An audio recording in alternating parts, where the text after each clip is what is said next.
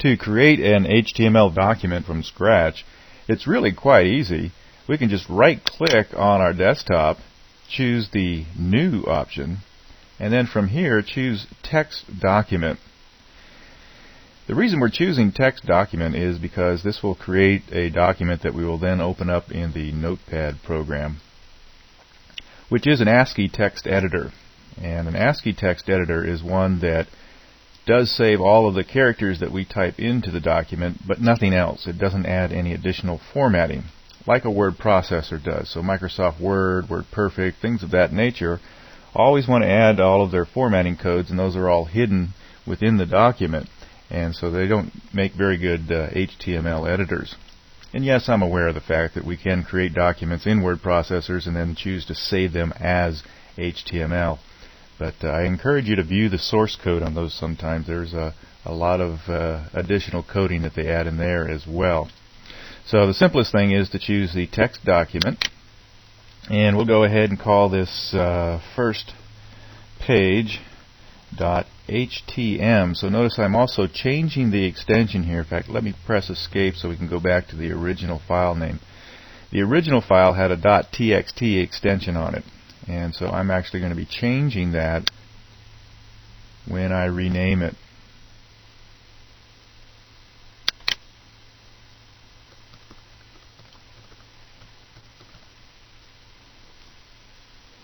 When I do try to rename it and add or change the file extension, it does come up and say, or ask me if I'm sure I want to change it, and we'll go ahead and say yes.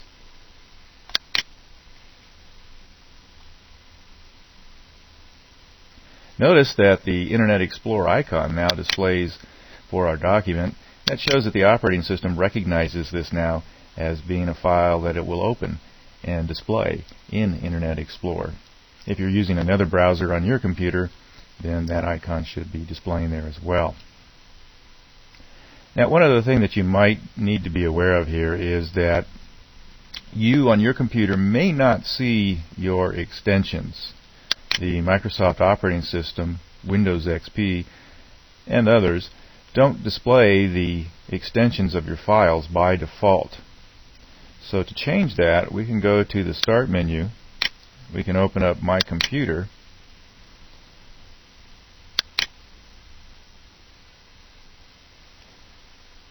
And this opens up what is known as Windows Explorer, not to be confused with our browser, which is Internet Explorer.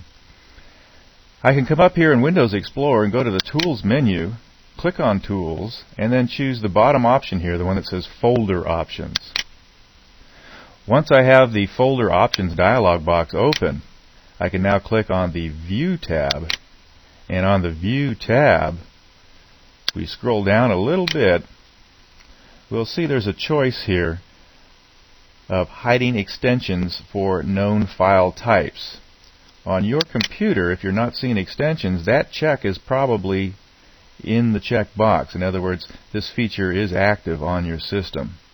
But by simply removing the check from that box and then clicking OK, you should be now able to view your file extensions like I am here in this demonstration. Okay, now it's time to edit our document. Let's go ahead and right-click, and we're going to choose Open With, and then from the list of choices that we get, we'll choose Notepad. To begin an HTML document, we'll start with an HTML tag. That indicates to our browser that it should interpret our document using its HTML interpreter. I find that it's a good practice that anytime I create an opening tag, I should immediately also create the closing tag. That way I don't forget at a later date. Especially in the newer specifications for HTML called XHTML, it's very important that we have always both the opening and the closing tags for each of the elements that we're using. So now that we've identified this as an HTML document, we'll go ahead and add the head section to our document.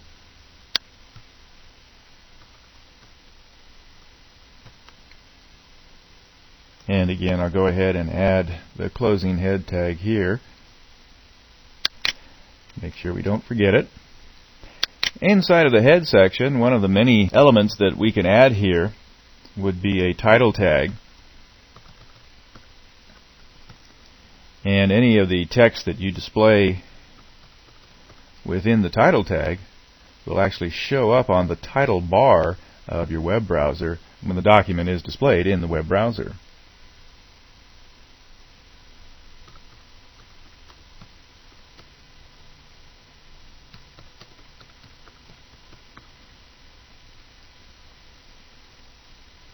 So we have our head section with the title element incorporated inside of it.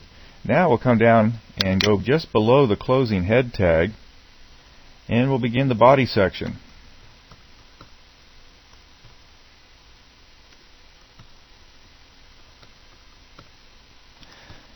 Any text or images that I place within the body section will be what actually display then within the main window of our browser.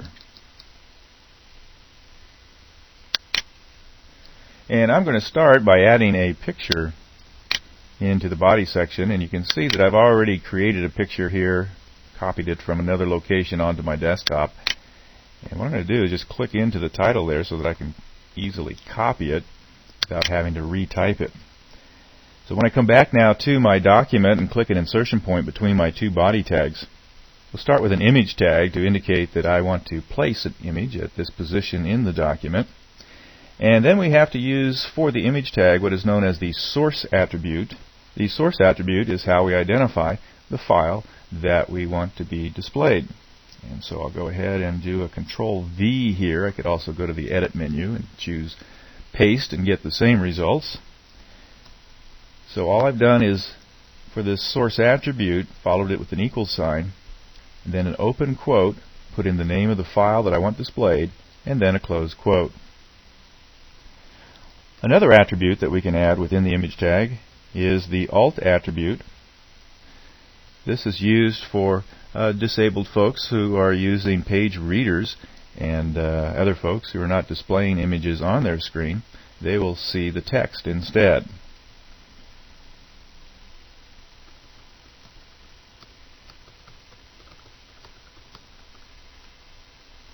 And again, notice that the attribute, the alt attribute, is followed by the equal sign. And after the equal sign, what we're typing in is known as the value. And so our values are always incorporated inside of quotes. Also, one other attribute I'm going to place in here is the align attribute. This allows me to then flow text around the image. And so if I choose align and put in the value of left, then that will push the picture over to the left of my web page and then allow for text to flow around it to the right. Now the image tag does not have a matching closing tag, but we still need to close the image tag, and so we do that with a / and then a closed angle bracket. Now I'm going to go ahead and press the Enter key on my keyboard to generate a line feed. It's important to know that HTML browsers do not use the Enter key. They do not recognize that you have typed the Enter key in your HTML document. In order to get a line feed within an HTML document, you would need to use something like a break tag or a paragraph tag or even a div tag would do that for you. In fact, using the heading tags would do that for us as well, which is what I'm going to do right now. I'm going to go ahead and add an H1 tag here. There are 6 levels of the heading tags. The lower the number, the larger the text is going to be, which makes sense if you think about it. The first heading on your page would more than likely need to be the largest heading on your page, and then the second heading on your page would be a little bit smaller, a subheading, and then we could get down to topics and subtopics and so on and so forth. So I'm just going to put in a welcome to my web page here. And let's go ahead and save our document at this point in time and see what it looks like. So I'm going to go ahead and just minimize this open document and then come here to the icon that represents our document If I just double click on it, remember that the operating system is going to open this in our browser and not back in the Notepad editor like we have it down here. So that's what we'll do. We'll double click, and there we can see our page appearing.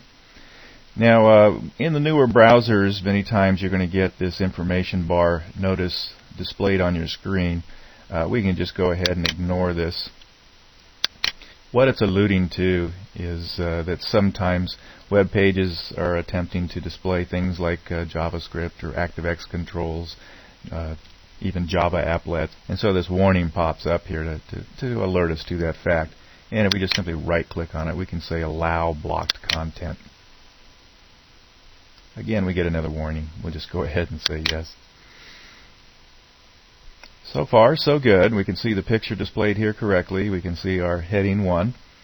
Let's go ahead and minimize this now, because we'll be coming back and refreshing it as we make changes to our document. Let's bring back the Notepad document that we're working on, or I should say our HTML document that we're editing in Notepad. Let's go ahead now and add some paragraph text. So I'll have a opening and closing P to indicate this is just basic text, and then the paragraph tags also generate that line feed that we talked about earlier. So this is some text that I want to be displayed as normal text in my document.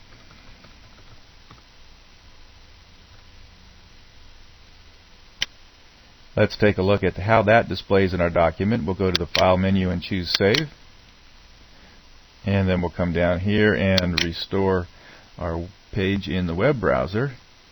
Next, we need to click on the Refresh button, or as you can see there from the hint, we can also press Function key 5 on our keyboard as a shortcut for refreshing. And so now our paragraph text is displaying here.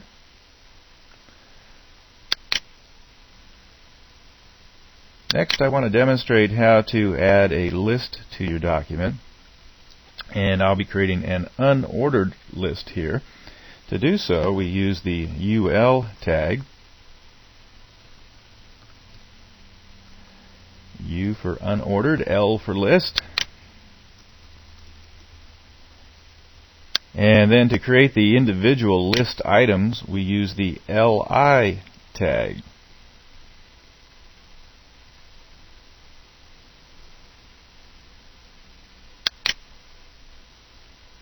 And let's put one little header in here before our list. Let's make this an H4 tag. Some of my hobbies are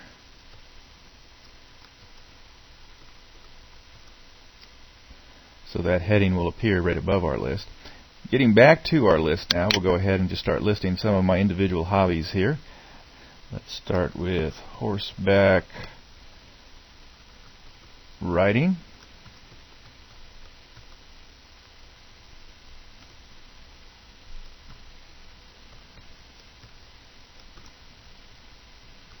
Raising and breeding miniature horses.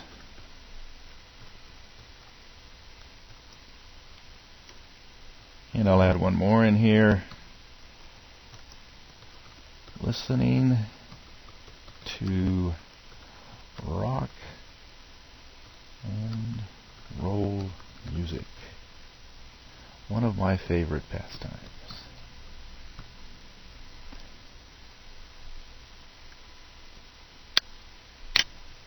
Now I'm going to leave this space in here just to make a point. In fact, you know what? I'm going to add a space here too. I really want you to understand the fact that the Enter key on the keyboard has no effect on the way that this document looks.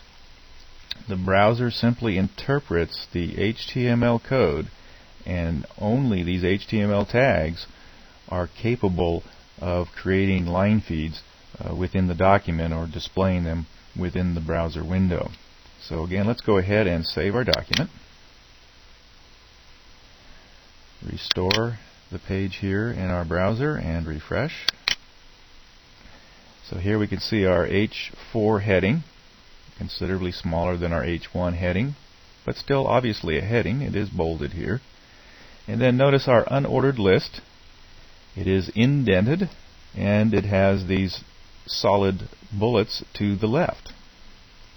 Notice there is no spacing. As I had indicated, it's only going to read the tags when it comes to the line spacing. And I notice I have a typo here too. Let's go back and correct that.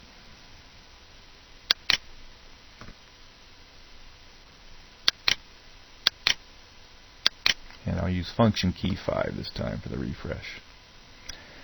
So far so good. Next thing we need to do is go ahead and add a link into this page. To create a hyperlink, we use what is called an anchor tag, and an anchor tag then begins with the letter A, coincidentally enough, and one of the main attributes of the anchor tag is the href attribute. This is how we identify when the user clicks on the link where we want to take them. Again, we want to put the value in between quotes here.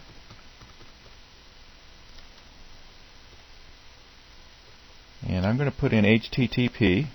Most H-references will require the HTTP designation unless we're using a relative reference to a document that was included with this page on a website that we're working on. So in this case, I'm going to point us to a whole different website. This is my home page on the internet.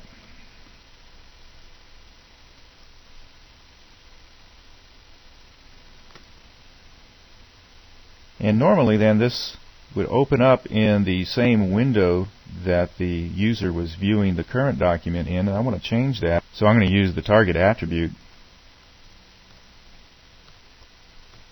and put in the keyword blank here. And that forces then this document, when the user clicks on the link, to open up in a new browser window.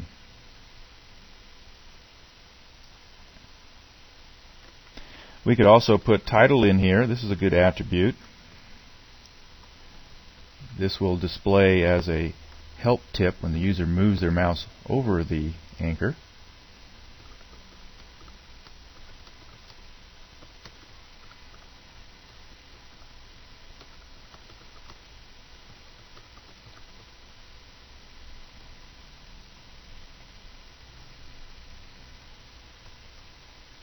I'm going to go ahead and make this window a little bigger now so that you can see it better. So I've begun with an opening anchor tag that has several attributes, including the href attribute, the target attribute, and the title attribute. None of this will be seen by the user in the browser window. But after the closing angle bracket that I've put in here, I'll now create the link that the user will see.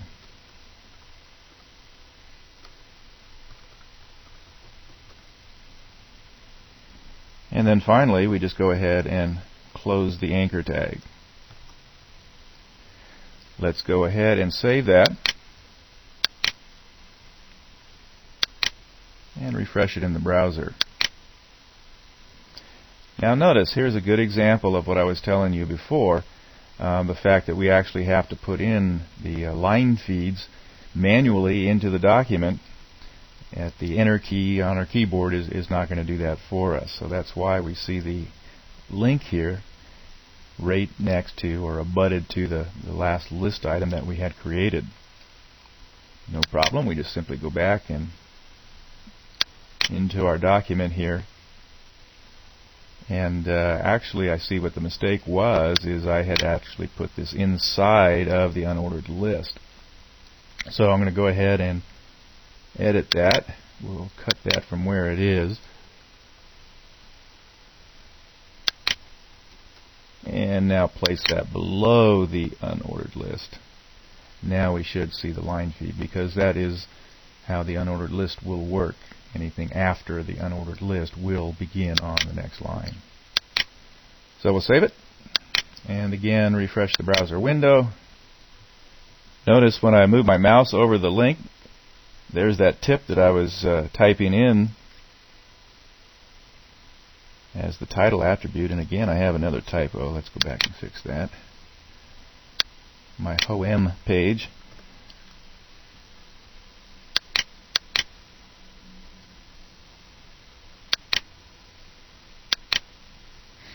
So now that reads correctly. So far so good. We've got ourselves a heading, we've got ourselves a picture, we've got ourselves a list, we've got ourselves a hyperlink. And so now what I want to do is add some JavaScript code to this page. Fortunately, we don't have to write the code ourselves. We can go out and search the internet for it. I'm going to go to a website that's called JavaScriptKit.com. This is a good resource for JavaScript code. We'll click on their free JavaScript link, and then they have everything organized here by categories. We'll go ahead and choose math related. I'm looking for a calculator here, and here it says basic calculator. I'll go ahead and choose that option. You can see here is a display of what the calculator is going to look like once we put it into our web page. And then down below is the source code. And as the directions state, all we have to do is cut and paste this into our web page. So we'll go ahead and select everything, copy it, minimize this window, go back to our Notepad document, and we just want to make sure we place it before our closing body tag here. So I create an insertion point there, go to the edit menu and choose paste. There's all the code that we have just copied. Let's go ahead and choose save, and then preview it in our browser. And there we have it. Let's see if it works.